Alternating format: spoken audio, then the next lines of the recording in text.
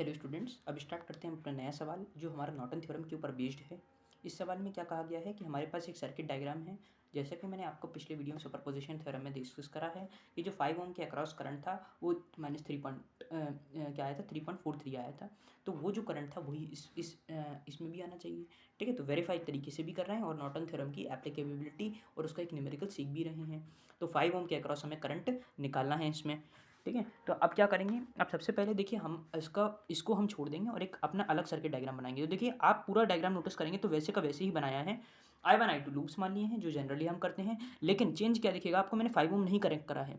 तो हमने क्या देखा था, हमने देखा था कि थेवेनिन थ्योरम में हम जिस भी ब्रांच के अक्रॉस निकालना होता है उस ब्रांच के अक्रॉस उस दोनों टर्मिनल को इमेजिनरी VAB कनेक्ट कर देते हैं, मतलब टच नहीं कराते हैं। लेकिन नॉर्टन में हम क्या करते हैं, उस ब्रांच के अक्रॉस वायर को शॉर्ट कर देते हैं। तो आप एक सिंपल सी शॉर्ट ट्रिक से याद कर सकते हैं कि थेवेनिन थ्योरम में हम सर्किट को तोड़ देते हैं और नॉर्टन में हम सर्किट को जोड़ देते हैं, लेकिन वहाँ पे तोड़ने के बाद भी VAB कनेक्ट कर देते हैं इमेजिनरी। ठीक है, इस तरीके से शॉर्ट ट्रिक से याद कर सकते हैं आप।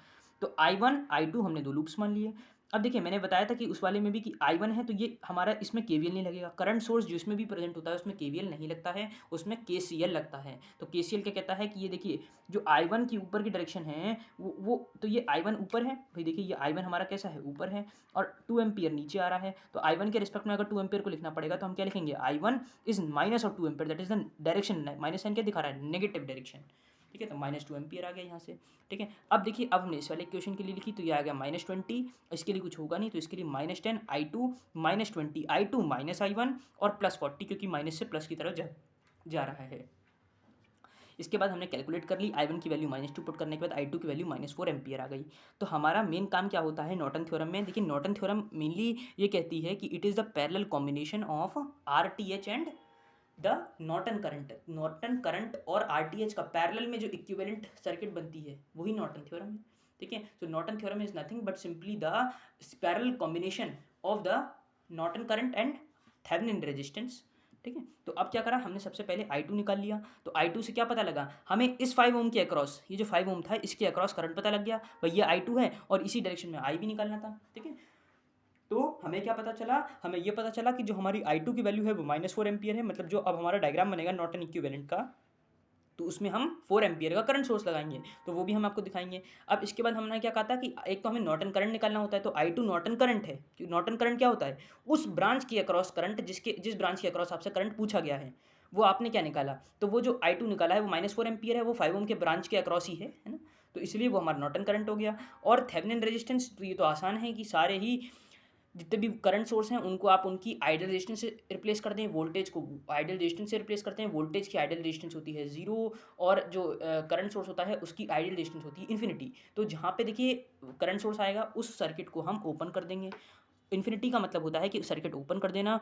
और हमारा जो जैसे कि जो वोल्टेज सोर्स होता है उसका मतलब उसका उसमें क्या होता है कि हम वोल्टेज के अक्रॉस उसको शॉर्ट कर दें। तो देखिए 120 शॉर्ट हो गया, एक सिंपल वायर लग गया, 40 की जगह भी एक सिंगल वायर लग गया। तो ये देखिए ये देखिए ये गलत हो गया था, ये उसको मैंने हटा दिया है। तो यहाँ देखिए मैंने शॉर्ट कर दिया है वायर को, यहाँ पे 20 ओम लगा दिया है, यहाँ पे भी वही शॉर्ट कर दिया वायर को, 10 ओम वैसे का वैसे लगा रहा है। अब देखिए ए से बी जाने का रेजिस्टेंस, ए से बी के बीच में रेजिस्टेंस कितनी है, 20 और 10 है। क्योंकि ए से बी अगर मैं चलूँ, जैसे कि ये पाथ है, ये चला 6 ओम, अरे ये था ब्रेक आ गया, तो फिर यहाँ पे ब्रेक आ गया, तो अब इसके बाद ये यहाँ पे कोई भी इसकी रेजिस्टेंस नहीं आएगी, मतलब करंट नहीं फ्लो कर पाएगा। मेन होता है रेजिस्टेंस निकालने का कि आप पाथ देख लें करंट कैसे फ्लो करेगा। तो करंट ऐसे ए से बी तो जा नहीं रहा है, करंट 20 ओम के थ्रू जाएगा बी में, है ना, तो इसी ओम के थ्रू जाएगा। तो हम कहेंगे कि जो ए और बी के में रेजिस्टेंस है वो है 20 + 10, तो 20 + 10 हो गया 30 ओम।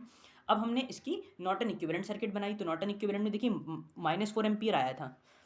अब इसकी देखिए -4 एम्पियर आया है, तो इसकी एक, अब ये आप शॉर्ट ट्रिक समझ लो या एक थोड़ा सा कंसेप्ट भी है, दोनों ही चीज़ें हैं। देखिए -4 एम्पियर जो आया, हाँ, तो -4 एम्पियर, देखिए माइनस ये दिखा रहा है कि जो मेरी करंट की डायरेक्शन है वो ये नहीं है, नीचे की तरफ आई नहीं है, वो मुझे ऊपर की तरफ, मतलब करंट जो है वो मेरा ऊपर की तरफ जाएगा। इस वाले फिगर में भी जो करंट पूछी जाएगा वो नेगेटिव आएगा, है ना, वो कैसा आएगा, नेगेटिव आएगा। तो हम क्या करेंगे, तो हम देखिए करेंगे कुछ नहीं, सिंपली हम, बल्कि जैसे कि ये हमारा जो आंसर आएगा वो हमारा सिर्फ नेगेटिव में आएगा। तो हमने क्या करा, तो हमने इसमें जो 4 एम्पियर की डायरेक्शन बनाई है इसमें जो आप देख पा रहे होंगे, तो वो हमने इसमें नीचे की तरफ बना दी। क्यों बना दी? क्योंकि 5 ओम में बी से ए की तरफ ही तो जाएगा करंट, क्योंकि देखिए करंट जो है वो ए से बी तो जा नहीं रहा है, करंट ए से बी जा नहीं रहा है, उल्टा जा रहा है। I2 की वैल्यू -4 क्या दिखाती है? ये करंट अपोजिट डायरेक्शन में फ्लो कर रहा है, अज्यूम्ड डायरेक्शन में फ्लो नहीं कर रहा है। ठीक है, तो अज्यूम डायरेक्शन में फ्लो नहीं कर रहा है, तो इसलिए हमने नीचे बना दिया। करंट जब फ्लो करेगा तो ये ऐसे चला और फिर ये 5 ओम में ऊपर की तरफ गया, तो बी से ए की तरफ जा रहा है। अगर मैं इसको बी नाम दूँ, इसको ए नाम दूँ, है ना, ए से बी की तरफ नहीं आ रहा, तो हमारा डायरेक्शन दिखाने वाला सही है। और हमने बताया था कि थेवेनिन जब हम वोल्टेज दिखाते हैं तब भी हम इसी तरीके से डील करते हैं, नेगेटिव में वोल्टेज को नहीं लिखते हैं, नेगेटिव में यहाँ लिखते हैं।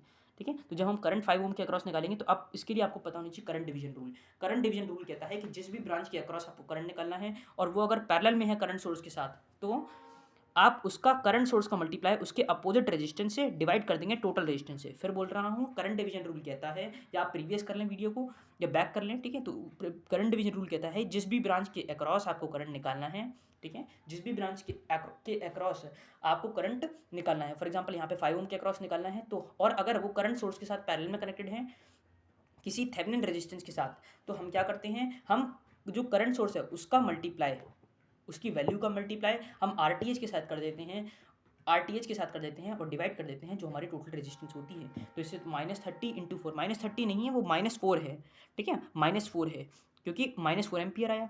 ठीक है, तो इस तरीके से लिखते हैं अपॉन में -120/35, तो -3.428 आ गया, इसको राउंड ऑफ करके हमने लिख दिया, तो -3.43 आ गया। ये देखिए -3.43, तो -3.43 ये दिखाता है कि जो करंट की डायरेक्शन है वो B2A है, वो B2A है। फिगर के हिसाब से तो सही है कि वो B2A जा रहा है, लेकिन इसके हिसाब से जो हमारी अज्यूम्ड डायरेक्शन है, क्योंकि हमें तो ये वाला मेन है ना डायग्राम, तो इसके हिसाब से करंट की जो डायरेक्शन है वो -3.43 है। माइनस ये दिखा रही है कि जो करंट नीचे की तरफ है वो बल्कि नीचे की तरफ नहीं, वो एग्जैक्टली ऊपर की तरफ है। ठीक है, वो एक्चुअली है क्या, वो ऊपर की तरफ जा रहा है करंट। तो इसी के साथ ये वाला क्वेश्चन भी हमारा खत्म होता है नॉर्टन थ्योरम से। इसमें कोई डाउट आए, इसमें कोई भी क्वेरी हो तो आप कमेंट सेक्शन में पूछ सकते हैं। और इसमें जैसे कि हमने अपनी पिछले सीरीज़ में और भी वीडियो डाले हैं, तो अगर आपको इसमें कोई डाउट आया, जैसे कि लूप रूल में अगर कोई डाउट आया है तो आप उसमें चेक कर सकते हैं सीरीज़ में। बस मेन ये है कि करंट सोर्स के अक्रॉस कभी भी हम लूप रूल नहीं लगाते हैं, हम उसमें KCL की इक्वेशन डायरेक्टली लिख देते हैं। ठीक है, तो इसी के साथ मैं इस वीडियो को यहीं एंड करता हूँ, और बाकी thanks for watching, have a nice day.